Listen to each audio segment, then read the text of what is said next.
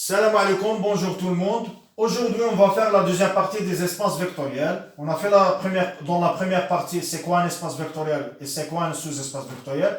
Maintenant, on va commencer la somme des sous-espaces vectoriels et la somme directe. Troisième paragraphe. Donc, la somme des sous-espaces vectoriels, leur définition, c'est comme la somme de deux ensembles.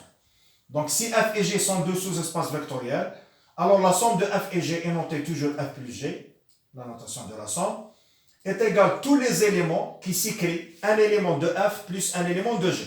Tous les éléments qui s'écrivent un élément de f plus un élément de g. Passons à la somme directe. Donc, on dit que cette somme, c'est-à-dire la somme, est une somme directe et directe, ou encore f et g sont supplémentaires, c'est la même définition. Le mot supplémentaire et la somme directe, c'est la même chose. Vis-à-vis de E, le E, c'est l'espace vectoriel et f et g, c'est les sous-espaces vectoriels. Si la décomposition U, qui est égale à U1 plus U2 d'un élément quelconque de E, en somme de deux éléments f et g est unique. Mais cette définition, elle n'est pas pratique dans les exercices. Donc, je ne vous conseille pas de la voir. Donc, on va passer directement à cette définition. Donc, la notation de la somme directe, c'est un plus avec un rond. Donc, E est égal à F plus G si on a les deux propriétés suivantes. Donc, il faut, premièrement, que la somme directe est une somme. D'accord? Et deuxièmement, l'intersection entre F et G est égale à l'élément neutre. Donc, on dit que F et G sont supplémentaires dans E. Qu'est-ce que vous voyez? Cette définition qui est là, c'est à peu près la définition de deux ensembles complémentaires. Deux ensembles complémentaires. On a vu que F et G sont deux ensembles complémentaires dans E. Si leur réunion est égale à E et leur intersection est égale à l'ensemble vide. La différence ici, au lieu de la réunion, on a plus. Au lieu que l'intersection est égale à l'ensemble vide, ici l'intersection est égale à l'élément neutre. Pourquoi? Parce que dans le mot complémentaire, F et G sont des ensembles, mais ici, F et G sont des sous-espaces vectoriels. Et n'importe quel sous-espace vectoriel contient l'élément neutre qui est unique. Donc, dans l'intersection, il faut trouver que l'élément neutre. Donc, qu'est-ce qu'il faut démontrer ici? Il faut démontrer l'égalité qui est là et l'égalité qui est là. Par quoi? Il faut démontrer le premier sens de l'inclusion ici et le deuxième sens de l'inclusion ici. La même chose, le premier sens de l'inclusion ici et le deuxième sens de l'inclusion. C'est-à-dire, on va démontrer 4 sens d'inclusion. Qu'est-ce que vous allez voir? Vous allez voir que 3 sont très simples et 1, quand même, on va faire une technique.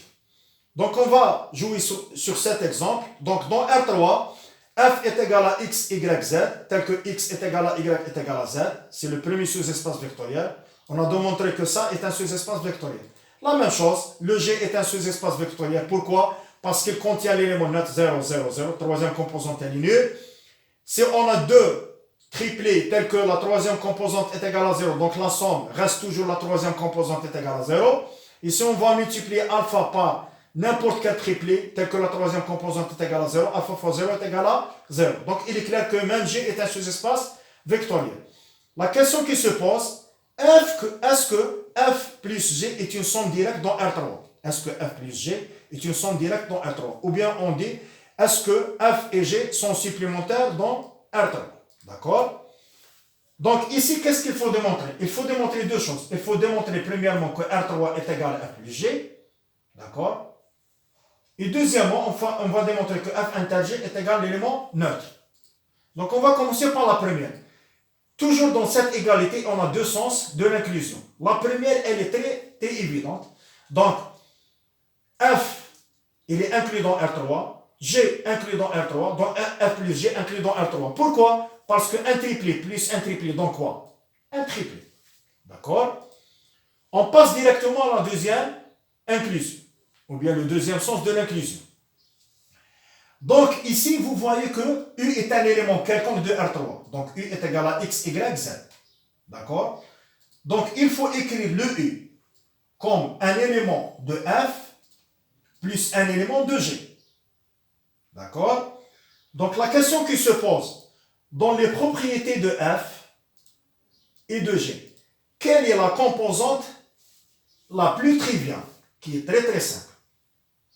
La réponse, c'est la troisième composante de G. Très bien. Donc, si on va faire ici 0, N'oublions pas que la somme des deux vecteurs qui sont là, ça avec ça, est égale à ça. Donc, puisque ça c'est 0, qu'est-ce qu'il faut ajouter ici pour trouver le z? Donc, il faut ajouter le z. D'accord? Ensuite, on va appliquer la propriété de f. La propriété de f, puisqu'ici on a z, les trois composantes sont égales. Donc, ici c'est z, z. D'accord? N'oublions pas que la deuxième composante qui est là, plus ça, est égale à y. Donc ici c'est quoi? C'est y moins z. Puisqu'ici c'est z, il faut retrancher le z. La même chose, x moins z plus z nous donne x. Finalement, qu'est-ce qu'on a trouvé? On a trouvé que le u qui est quelconque s'écrit un élément de f plus un élément de g. C'est-à-dire R3 inclus dans f plus g. D'où l'égalité qui est là. D'accord? La même chose, il faut démontrer que E, f inter g est égal à l'élément neutre. D'accord? Il faut démontrer que f inter g est égal à l'élément neutre. Donc, on va démontrer les deux sens de l'inclusion. D'accord? On va démontrer les deux sens de l'inclusion. Une inclusion qui est triviale. L'élément neutre appartient à f et l'élément neutre appartient à g. L'élément neutre, toujours, il est unique. Car f et g sont deux sous-espaces vectoriels de E. Donc, l'élément neutre appartient à l'intersection. D'où le premier sens de l'inclusion. Deuxièmement, si U appartient à f inter g, donc le U appartient à f et U appartient à g. U appartient à f, c'est-à-dire les trois composantes sont égales. U appartient à g, ici il ne faut pas écrire x, y, il faut changer. Donc, la troisième composante est nulle et la première et la deuxième sont quelconques. Donc, alpha, bêta, 0. Finalement, par identification c'est mutabaka. Donc, 0 est égal à x, bêta est égal à x, donc est égal à 0, alpha est égal à x, donc est égal à 0. Finalement, alpha est égal à bêta, est égal à x, est égal à y, et est égal à 0. D'accord? Égal à 0. Implique u est égal à 0, 0, 0, parce qu'on va remplacer alpha, bêta par 0. Donc, f inter g inclut dans l'élément neutre. Donc, implique f inter g est égal à l'élément neutre. Maintenant, on va voir c'est quoi la notion de la famille des vecteurs d'un espace vectoriel. Surtout, c'est la notion de la base. La notion de la base. C'est quoi la notion de la base? Donc, avant de commencer, on va voir c'est quoi le mot dépendance ou bien familier, indépendance, familier. Avant de commencer, les deux paragraphes qui sont là ont un lien dans le sens physique par le mot parallèle. Par le mot parallèle. Donc, n'oublions pas que le U est parallèle à V si le U est égal à alpha fois V. Si le U est égal à alpha fois V. Donc, c'est-à-dire, on a U moins alpha fois V est égal le vecteur nul. U moins alpha fois V est égal le vecteur nul. On peut écrire alpha est égal à alpha 1 sur alpha 2. Le dénominateur commun c'est alpha 2. Donc, on va trouver alpha 2 fois U moins alpha 1 fois V est égal le vecteur nul. Donc, est-ce que alpha 1 alpha 2 est égal à 0? La réponse non. C'est la même chose. Donc, les deux vecteurs sont parallèles si les deux vecteurs ont un lien entre eux. C'est-à-dire on a une propriété entre les deux vecteurs. La même chose ici. Donc, une famille AI des vecteurs, une famille AI des vecteurs d'un cas espace vectoriel est liée ou bien linéairement dépendant, c'est-à-dire ont un lien entre eux, s'il existe des constantes non nuls, non tous nuls, c'est-à-dire il faut trouver non tous nuls. D'accord? Au moins un différent de 0. Tel que lambda 1 fois A1 plus lambda 2 fois A2 plus etc. lambda 1 fois A1 est égal au vecteur nul. D'accord? Par exemple. Donc dans R de x, si on va écrire le 2 ici, c'est-à-dire on est dans l'ensemble des polynômes. On a trois polynômes, f1, f2, f3. Donc f1 de x, c'est le premier polynôme qui est là, 1 plus x au carré. f2 de x, c'est x au carré moins 1. f3x, c'est x au carré. Les trois qui sont là sont liés, c'est-à-dire il y a un lien entre les trois. Pourquoi? Donc, dans les démarches, c'est très simple. Je m'excuse. Toujours, il faut commencer par cette égalité. Lambda 1, f1 plus lambda 2, f2 plus lambda 3, f3. On a le f1, on a le f2, on a le f3. Qu'est-ce qu'il faut démontrer? Il faut démontrer que les coefficients qui sont là sont différents de 0. Les coefficients sont différents de 0. Parce qu'on a dit que non tous nuls. D'accord? Donc, on va remplacer. On va trouver un polynôme de degré 2. La constante fois des constantes. Une constante fois x plus une constante fois x au carré. Donc, puisque le x est quelconque appartient à 1, donc la constante est égale à 0, le coefficient de x est égal à 0, le coefficient de x au carré est égal à 0.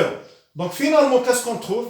Lambda 1 plus lambda 2 plus lambda 3 est égal à 0, et lambda 1 moins lambda 2 est égal à 0. Ici, lambda 1 est égal à lambda 2, on va le remplacer, donc est égal à moins lambda 3 sur 2, par des calculs simples. Bon, j'ai choisi un exemple très très simple. Donc, il y a donc une infinité de solutions. Pourquoi? Parce que le lambda 3 est arbitraire. Pourquoi? Parce que le nombre d'équations qui est là, il est moins du nombre des inconnus.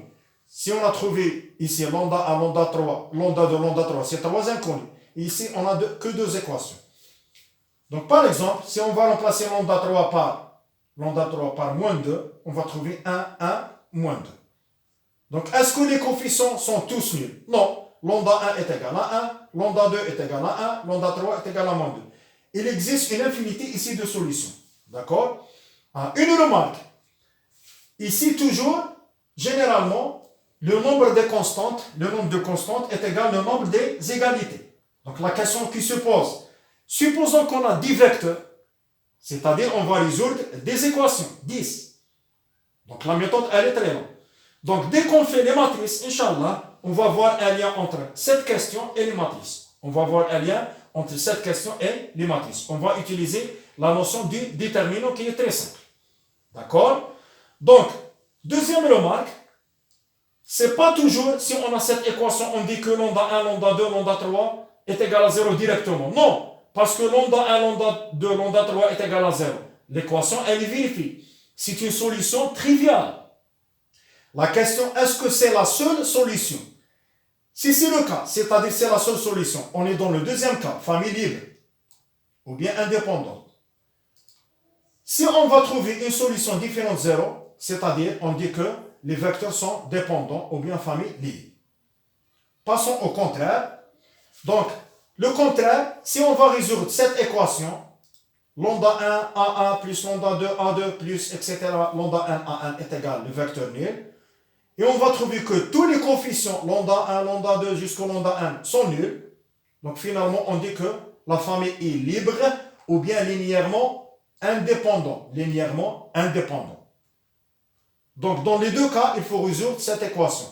Si on va trouver que les zéros, linéairement indépendants ou bien libres, une solution non nulle, donc elle est dépendante ou bien famille libre. Par exemple, A, on est dans 1, 3. A, c'est 0, 1, 3. B, c'est 2, 0, moins 1. C, c'est 2, 0, 1. Donc, si on va multiplier alpha fois A plus bêta fois B plus gamma fois C est égal à 0, par un simple calcul, on va trouver ce système qui est là. Après calcul, puisque alpha est égal à 0, donc la somme des deux équations on va multiplier par 2 et faire la somme, on va trouver que gamma est égal à 0 et alpha est égal à 0 et bêta est égal à 0.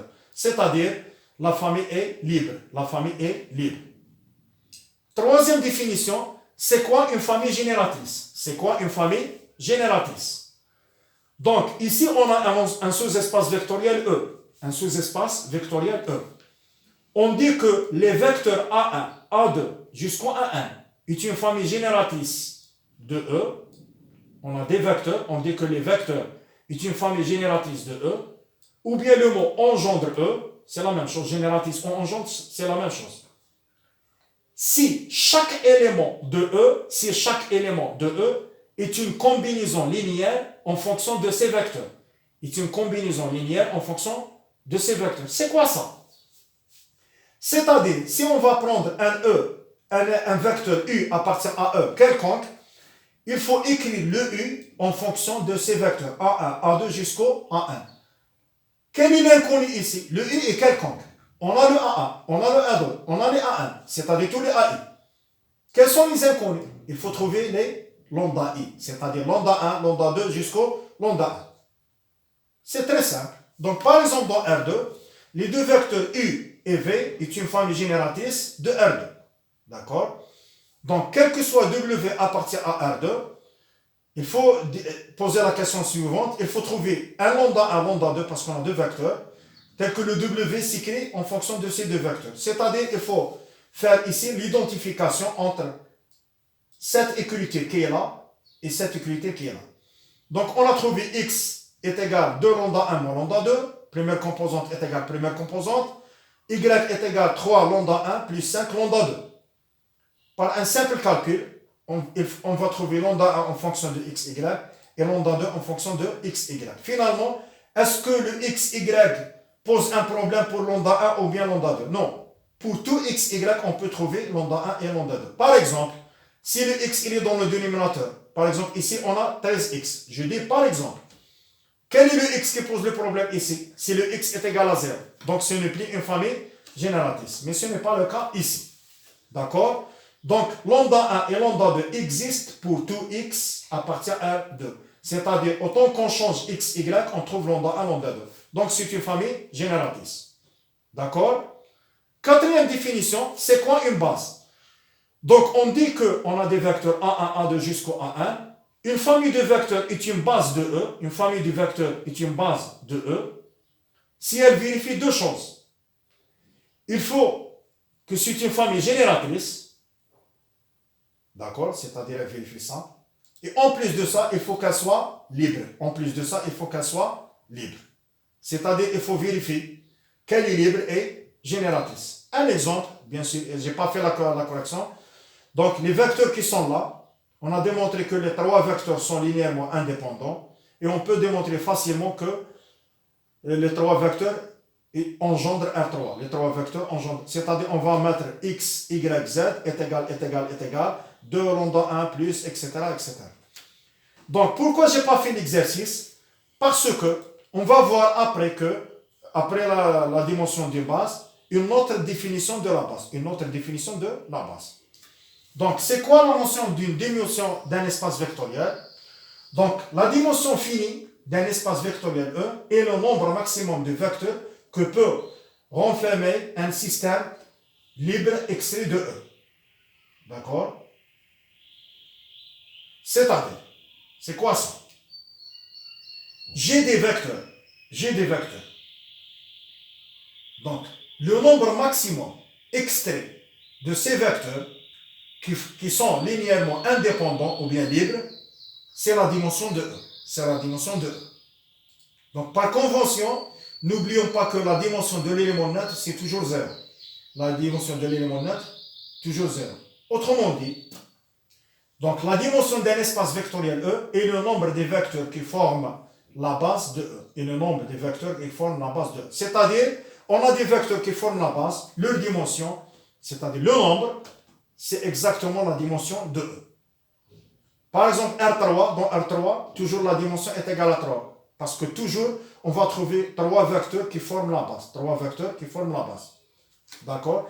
Et jamais, par exemple, on est dans un espace vectoriel A, par exemple, là, on a des fois la dimension est égale à 3 et des fois la dimension est égale à 2. Jamais. Le nombre des vecteurs qui forment la base, est unique. D'accord? Donc, par exemple, la dimension de R3, c'est 3, la dimension de R2, c'est 2, la dimension de R, c'est 1. Donc, si le nombre des éléments d'un système libre de 1 n'est pas majoré, on dit que E est de dimension infinie. En première année, les exercices, c'est autour des espaces de dimension finie. Remarque, si F est un sous-espace vectoriel d'un espace vectoriel E de dimension 1, alors F inclus dans E implique la dimension de F inférieure ou égale à la dimension de E. D'accord? J'ai dit que pour la base, il existe une autre démarche. On a dit que pour démontrer des vecteurs forment une base de E, il faut démontrer deux choses. Libre et génératrice. Mais, si on connaît la dimension de l'espace, il suffit de démontrer l'un des deux. Quelle est la plus simple? C'est libre, c'est-à-dire linéairement indépendant. Par exemple, le cas qui est ici. On a vu que les trois vecteurs qui sont là sont libres. Donc, directement, je dis que c'est une base, parce que les trois vecteurs sont libres, sans faire le passage de génératrice. Pourquoi? Parce que la dimension de R3, est égale à 3. C'est 3D. D'accord? Donc, par exemple, ici, la dimension de R2 est égale à 2. Passons à une autre définition. Qu'est-ce que ça veut dire le rang d'un système de vecteurs? Eh bien, tout simplement, on a des vecteurs U1 jusqu'au UP. Ça y est, tel que la dimension de E, c'est 1. D'accord? Donc, le rang, c'est le nombre maximum des vecteurs qu'on peut comporter un système libre extrait de système donné. C'est-à-dire, par exemple, on a 5 vecteurs. Le rang, on va commencer. Est-ce que les 5 vecteurs sont libres? Si les 5 sont libres, on dit que le rang est égal à 5. Sinon, on va retrancher 1, c'est-à-dire on va passer à 4 vecteurs, et ainsi de suite. Donc le rang, c'est le nombre maximum des vecteurs qu'on peut comporter d'un système libre extrait du système donné. Donc septièmement, il existe une autre définition de la somme directe, c'est le lien entre la dimension et la somme directe. Donc, dans les espaces de dimension finie, on a la formule suivante. La dimension de f plus g est égale à la dimension de f plus la dimension de g moins la dimension de f inter g. Dans le cas, dans la somme directe, on a dit que f inter g est égal à l'élément neutre. Donc, leur dimension est égale à quoi? Est égale à 0. Donc, au lieu de démontrer que f plus g est égal à e, il suffit de démontrer que la dimension de e est égale à la dimension de f plus la dimension de g. D'accord? Donc, enfin, pour montrer que deux sous-espaces vectoriels de dimension finie sont supplémentaires, ou bien la somme est directe, toujours on démontre que f inter g est égal à l'élément neutre, et la dimension de e est égale à la dimension de f plus la dimension de g. Cette méthode, elle est plus simple que de démontrer que f plus g est égal à e. On joue pour les dimensions. On va reprendre le même exemple qu'on a fait. Vous allez voir qu'il est très très simple. Donc, n'oublions pas qu'on a démontré la deuxième propriété. F inter g est égal à l'élément neutre. Donc, qu'est-ce qu'on va démontrer? On va démontrer que la dimension de f plus la dimension de g est égale à la dimension de R3. La dimension de R3, c'est quoi? La dimension de R3 est égale à 3. D'accord. Donc, quel que soit U appartient à F, U est égal à X, X, X. On va faire sortir le X en facteur. Donc, c'est-à-dire, chaque élément de F s'écrit en fonction de ce vecteur qui est là. C'est exactement la définition de génératrice. Ici, on a un seul vecteur. Directement, on dit que l'élément qui est là, c'est-à-dire 1, 1, 1, l'élément qui est là, forme une base de F. Donc, combien de vecteurs on a ici? C'est un seul vecteur. Donc, la dimension est égale à 1. Passons à G. D'accord? Ici, c'est G. Donc, quel que soit V appartient à G, V, c'est x, y, 0. Donc, c'est x fois 1, 0. On va séparer les variables, les x. Donc, c'est x, 0, 0 plus 0, y, 0. Donc, c'est x fois 1, 0, 0 plus y fois 0, 1, 0. Donc, combien de vecteurs ici on a? On a deux vecteurs. Donc, la famille qui est là engendre G. Donc, mais il faut démontrer qu'elle est libre. Pourquoi on n'a pas fait ça ici? Parce que alpha fois i est égal à 0, c'est-à-dire le alpha est égal à 0. Donc, alpha fois 1, 0, 0, plus bêta fois 0, 1, 0 est égal à 0. Donc, on va trouver ici alpha, et ici c'est bêta. Donc, on va trouver que alpha est égal à bêta est égal à 0. Donc, finalement, c'est une base de 2G. Donc, la dimension est égale à 2. 1 plus 2 est égal à quoi? Est égal à 3. Donc, finalement, que la dimension de R3 est égale à, la dimension de R3 est égale à 3. Donc, pour terminer, on a une notion, c'est quoi sous-espace engendré par un ensemble? Donc, tout simplement, soit une partie d'un espace vectoriel E, on définit le sous-espace vectoriel engendré par un ensemble A, le plus petit sous-espace vectoriel contenant l'ensemble A. On en note SA. C'est-à-dire, on donne un ensemble A, le sous-espace vectoriel engendré par A, il faut trouver le plus petit sous-espace vectoriel contenant A. Donc, exemple. Donc, si A est un sous-espace vectoriel, quel est le plus petit sous-espace vectoriel contenant A, tel que A est un sous-espace vectoriel? C'est A. D'accord?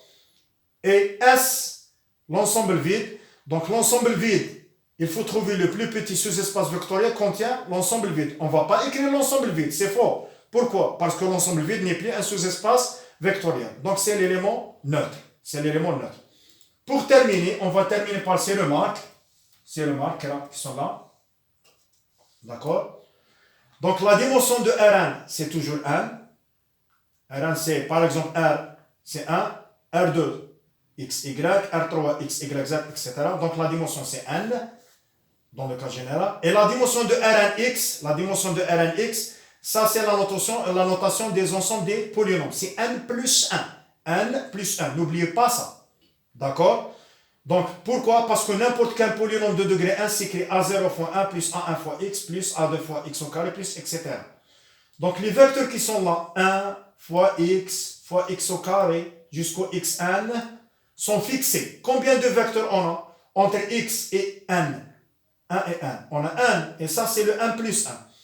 Donc, cette écriture qui est là, c'est la même écriture qu'on engendre. C'est-à-dire n'importe quel polynôme de degré 1 s'écrit en fonction de ces 1 plus 1 vecteurs. En plus de ça, si on va écrire ça est égal à 0, donc puisque le x est quelconque, il faut que les coefficients A0, A1, A2, A1 qui joue le rôle de lambda 0, lambda 1 jusqu'au lambda 1 est égal à 0. D'accord? Donc n'oubliez pas les deux qui sont là. Donc à partir de maintenant, pour démontrer la base, et on connaît la dimension, il suffit de démontrer libre. D'accord? Merci de votre attention.